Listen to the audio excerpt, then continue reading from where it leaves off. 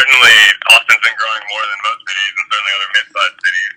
But what's been really interesting to see as well the last 5 or 10 years been a shift towards what's called activity center planning and corridor planning in the transportation planning and land use world. Mm-hmm. And so what we've seen with these activity centers are areas like the Domain, Tech Ridge, the Wyatt Oak Hill. There's all these other activity centers that are developing around the region. And while downtown remains the activity center, it's kind of a hub and spoke model where you have development along corridors, and then you have other activity centers in the region. That's actually, in terms of urban planning, that wasn't really a concept that this region was pursuing until about 5 or 10 years ago. Thank you. As Austin becomes more gentrified due to its higher rate of growth, and as you've pointed out, jobs are primarily located in kind of major areas or major hubs within Austin.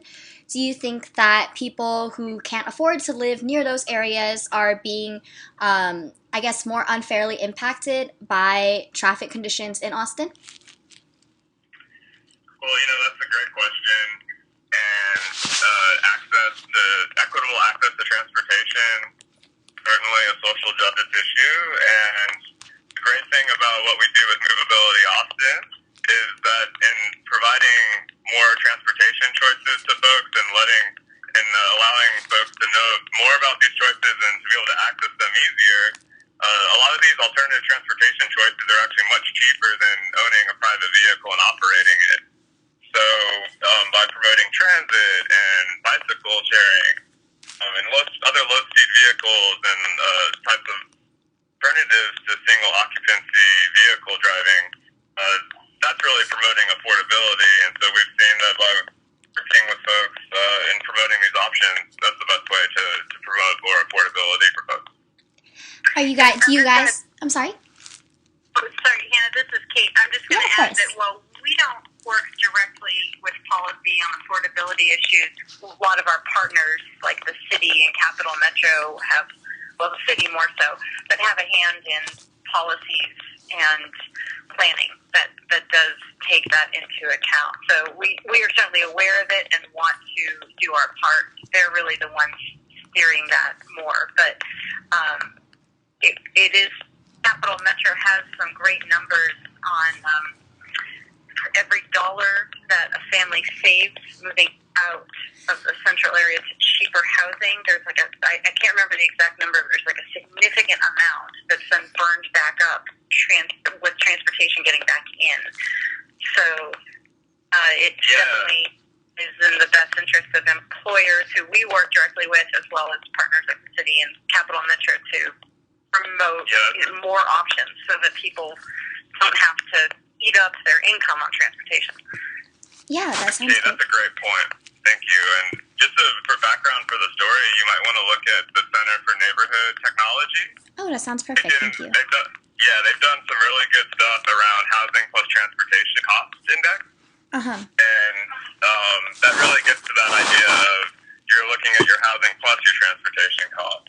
And depending on where you are in the region, it could certainly be really expensive to commute if you're way out of the downtown core.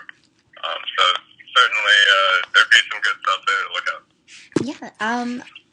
So obviously the transportation in Austin is always changing. Cap Metro and the city are constantly trying to do more things and provide more mass transit to its residents. But what are kind of the biggest initiatives that Movability Austin is trying to push, and what are kind of the goals of those projects?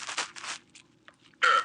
Well, I guess I'll mention that our most prominent initiative right now is a partnership with the city of Austin, which is called the Mobility Challenge. Mm-hmm. And with that, we've worked with the mayor to challenge our local employers to pledge to work with us on developing a strategic mobility plan, help them reduce the number of employees that drive alone by 20% within a few years. So we've been doing this the last 2 years, and this is our third year. And so we have 20 companies that we'll be working with this year. And it's been really really interesting in terms of leveraging this partnership with the city and with the mayor and getting everyone together. We have every October we've been having a breakfast with the mayor and all the employers to get folks excited about working with us. And we're seeing that with these strategic mobility plans, that by getting the right folks in terms of the leadership of these employers together with our consultants and our team, we're able to really help them come up with custom strategies to improve their mobility outcomes. And it's also linked to their actual business planning, saving them money on the business side. It's more efficient. It's better for your health of your employees. It's better for employee retention to have the options. So we found that this mobility challenge model has been really great for us, and we'd be happy to send you the information on that in the website. Yeah, I was just about to ask for that. Thank you. Also, say kind of at a much higher level, I think that your question really is getting into the crux of what we do, which is called transportation demand management. And the reason we call it that is transportation is really a supply and demand problem, just like in economics. So the city and capital metro, what they're really focused on is providing the supply of transportation. So whether that's toll lanes, new roads, expanded roads, transit lines, any of that, that's all on the supply side. And what we really try to focus on is the demand side, helping people use those existing systems or new systems more efficiently through carpooling, getting more people to take the bus or take the train, biking, walking, teleworking, driving during off-peak hours. That's really what we focus on. Yeah, that's a great point. And it kind of gets to some of your other questions in terms of whenever you add more road supply, for instance, you have what's called induced demand in economics. And so, for instance, the Katy Freeway in Houston, look it up, right? And it's already overwhelmed, even though it's like 22 lanes. And it's already induced all this demand for folks to get on it and overwhelm it. So really with the demand management, what's interesting is that it's almost psychology, because we're looking at, well, it is psychology, right? We're doing behavior change, essentially. We're trying to get folks that have been doing the same thing every day for years and years, driving to work, to get them to think about other options and to explain, educate folks on why some of these options might even be better in some ways. And so that's been really interesting to get into this behavior change and the psychology of how folks make these decisions about commuting. Yeah, so you mentioned that you work with many different companies. Can you kind of give me an example of how you've worked with one company in specifically and what they kind of did to implement, to encourage their employees to implement new strategies in in their transportation to work?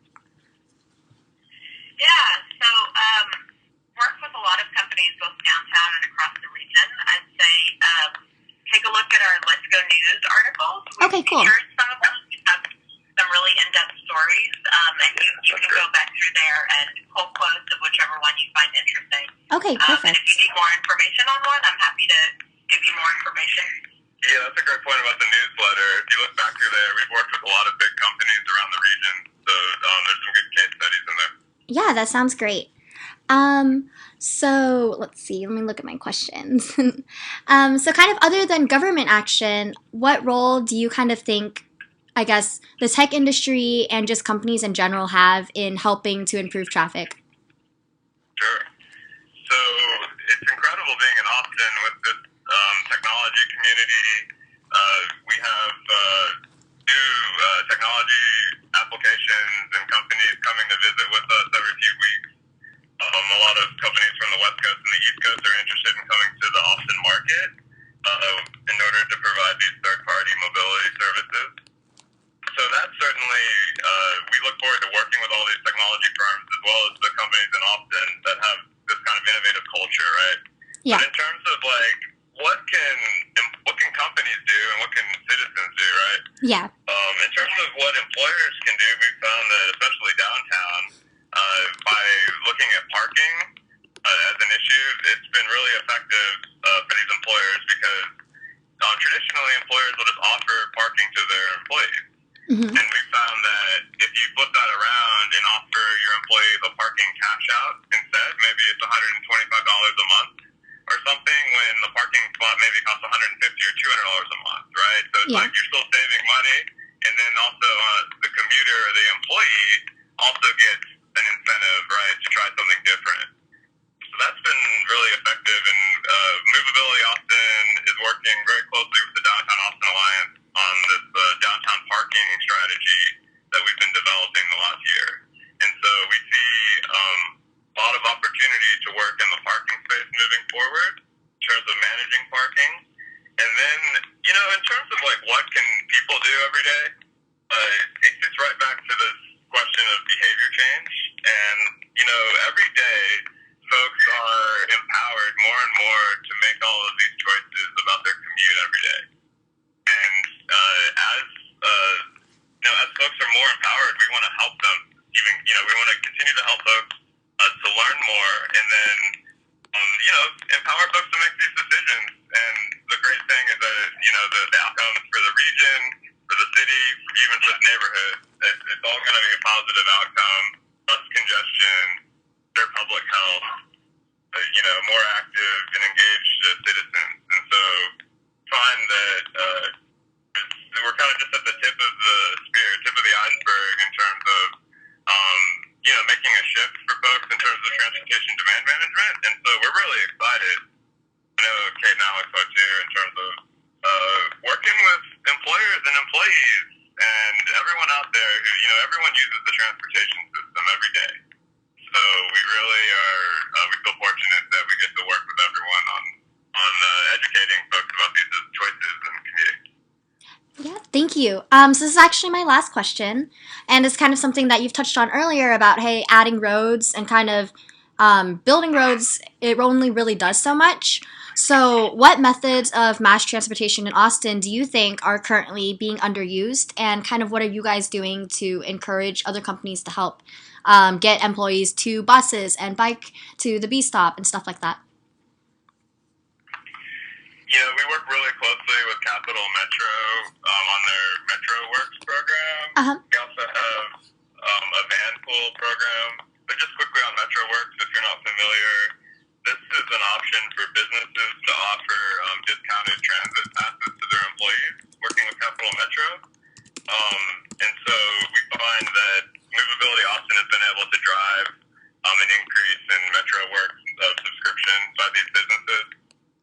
And then we envision similar initiatives with B-Cycle and some of these third-party providers, such as Car2Go or Zipcar, for instance. Mm-hmm. And Hannah, if it would be helpful, we'd be happy to connect you with someone at Capital Metro if you wanted to interview them about the story. Yeah, I actually have been trying to get a hold of them, and it's been a little difficult. I've sent a couple emails, haven't really gotten as many responses, so that would be fantastic. Okay, yeah, we'll do that. And then going back to MetroWorks, is there anywhere on the website that I can find numbers for how many additional sales, I guess, that you guys have driven toward MetroWorks? Yeah, we've actually developed some of that data. We'd be happy to share it with you. That'd be great. And that's actually all the questions I have, but I really, really appreciate you taking the time out of your day to speak with me. I'm sure you're very busy, but you pointed me in many, many great directions, so this will help a lot. Okay, well, great.